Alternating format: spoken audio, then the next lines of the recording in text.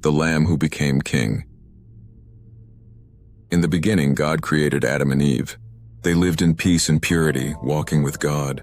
But when Eve sinned and Adam followed, they felt shame for the first time. God in His mercy made garments of skin to cover them, clothing that came from a lamb. That lamb pointed to something greater. Years later, Abraham stood on a mountain, ready to sacrifice his beloved son Isaac. But God stopped him, and a lamb was provided in Isaac's place. That lamb too was a sign, a shadow of the true lamb to come. When the people of Israel were slaves in Egypt, God told them to mark their doors with the blood of a lamb, so the angel of death would pass over them. That blood saved their lives. Again, it pointed forward. And when the whole world had fallen into sin, with no way to return to God, the final sacrifice was made.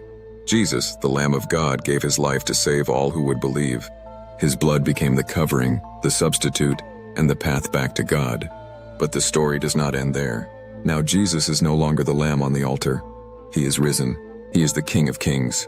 And one day He will return, not to be sacrificed, but to judge the world with truth and justice. Whoever believes in Him will never die but will have eternal life. The Lamb has become the King.